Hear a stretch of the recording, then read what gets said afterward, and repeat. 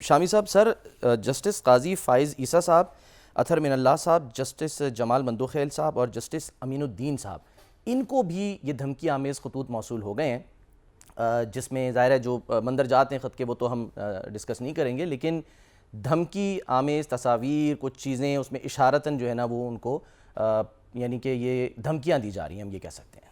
तो हर लिफाफे में पाउडर भी मौजूद है। जी सर, पाउडर भी मौजूद है जिससे परेशानी का भी सामना करना पड़ रहा है। तो बहरहाल अभी तो मालूम हुआ है कि कोरियर सर्विस जो है उसके एक कारिंदे को भी जी हाँ, जो लाहौर हाई कोर्ट में जो आए थे ना, गिरफ्त में लिया गया हाँ है। जी। अब कोरियर के ज़रिए अगर ये खतूत मौसूल हो रहे हैं तो फिर तो देखा जा सकता है कि कहाँ से किस वक्त किसने भेजे, ये ख़त भेजा है। बिल्कुल। तो बहरहाल अब ये जो तफ्तीश करने वाले अदारे हैं उनको इनका खोज लगाना चाहिए और जो लोग ये काम कर रहे हैं उनका ताकि वो कैफरे किरदार तक पहुंचाए जा सकें। इससे ज़्यादा क्या कहा जा सकता है। एक बेयकीनी की फ़ज़ा पैदा करने की कोशिश की जा रही है, खौफ व हरास की फ़ज़ा पैदा करने की कोशिश की जा रही है। लेकिन बहरहाल हमारे जज जो हैं वो पूरे हौसले से अपनी जगह मौजूद हैं और इस तरह की हरकतों से उनके हौसले तो टूट नहीं सकते। पर ये एक अजीब सा प्रोग्राम लग रहा है, कोई मज़ाहिया प्रोग्राम लग रहा है। सर ये दिलचस्प बात यह है कि ये जो खतूत मौसूल हुए हैं यानी ये भेजे गए ये 1 अप्रैल को हुए, तो वो एक तो ज़ाहिर है अप्रैल फूल की भी बात होती है, लेकिन जब उससे आगे बढ़ते हैं और जो इब्तदाई तफ्तीश हुई है तो उसमें तो पाउडर से उनको लोगों को नुकसान हुआ है ना, आंखों में जलन हुई है। वो मैं पढ़ रहा था, उसमें जो जिक्र है वो बैसिलस एंथ्रासिस जो बैक्टीरिया है, तो थोड़ा सा इसका जब मैंने पढ़ा तो ये पता चला कि 1876 में ये जर्मन साइंसदान था, उसने दरियाफ्त किया था ये बैक्टीरिया। चलो अभी तो ये पता तहकीक होगी। हाँ जी, एंथ्रेक्स का बाइस जो बनता है, इनका कोई एग्जामिनेशन होगा तब पता चलेगा ना। बिल्कुल, कि वैसे ही पाउडर डाल के भेज दिया है या कोई ऐसी चीज़ है जो मुज़िर है। बिल्कुल।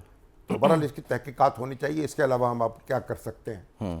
और जो कोरियर सर्विस वाले हैं, महकमा डाक वाले हैं, उनको भी मोहतात होना चाहिए। बिल्कुल। तो कोई जब ऐसे खतूत जो जजों को एड्रेस किया गया हो उनकी अच्छी तरह जांच पड़ताल करें, जो ख़त लेके आया उससे पूछे। बिल्कुल। अगर तो आम डाक के जरिए आए ना फिर तो बात दूसरी है। कोरियर के जरिए आते हैं या रजिस्टर्ड डाक के जरिए आते हैं तो फिर तो उनका यानी गिरफ्त की जा सकती है। बिल्कुल। बज़ाहिर तो सर इसमें वो नाम जो लग रहे हैं फर्जी से लग रहे हैं, गुलशाद रेशम।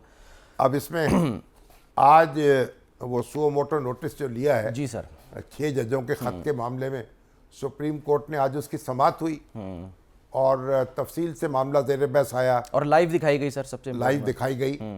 जब से काजी फ़ाइज़ ईसा साहब आए हैं सुप्रीम कोर्ट की कार्रवाइयाँ जो हैं वो लाइव दिखाई जा रही हैं।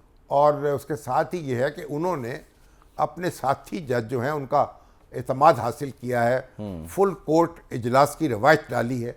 और इससे पहले उनके जो पेशरो थे वो तो फुल कोर्ट इजलास से ही भागते थे। बिल्कुल। और आज आप जो सर एक रोज़ पहले भी बात कर रहे थे इसी तरफ जो आपने निशानदेही की थी, आज बाकायदा रिमार्क्स दिए उन्होंने कि जी 4 साल जब फुल कोर्ट मीटिंग्स नहीं हुई, हाँ जी, बरसों फुल कोर्ट इजलास नहीं हुआ।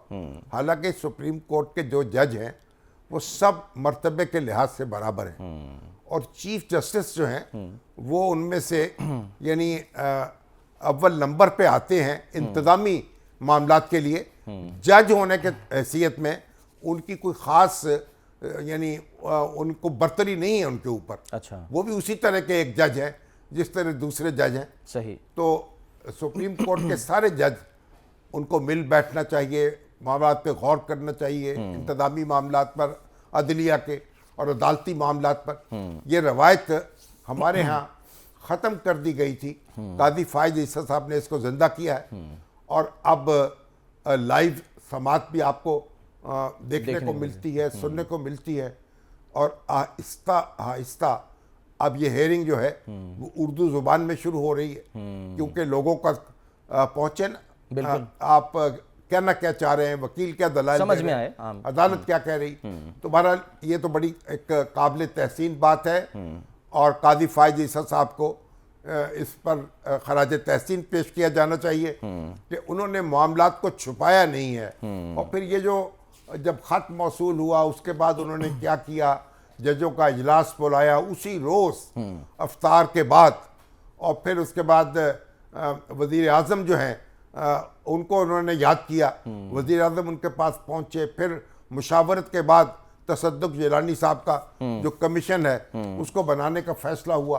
अब उसके बाद जो तूफान बदतमीजी उठाया गया और सोशल मीडिया के अंदर और बाद सियासी जमातों की तरफ से और सियासी अनासर की तरफ से, एग्जैक्टली उससे तसद्दुक जिलानी साहब जो हैं वो माजरत कर गए। हालांकि उनसे जो वज़ीर कानून हैं उन्होंने 2 दफ़ा जाके पूछा, उनकी इजाज़त ली, उन्होंने रज़ामंदी का इजहार किया, टर्म्स ऑफ रेफरेंस सुने, लेकिन बहरहाल जो भी माहौल पैदा हुआ, Even Chief तसद्दुक Justice- जिलानी साहब जो हैं बड़े बाइज्जत जज हैं, अपने आप को उन्होंने कभी किसी कंट्रोवर्सी में उलझाया नहीं है और वो अब उनके लिए मुश्किल हो गया। तो बहरहाल उनके पूरे एहतराम के साथ वो कमीशन जो है ख़त्म हो गया।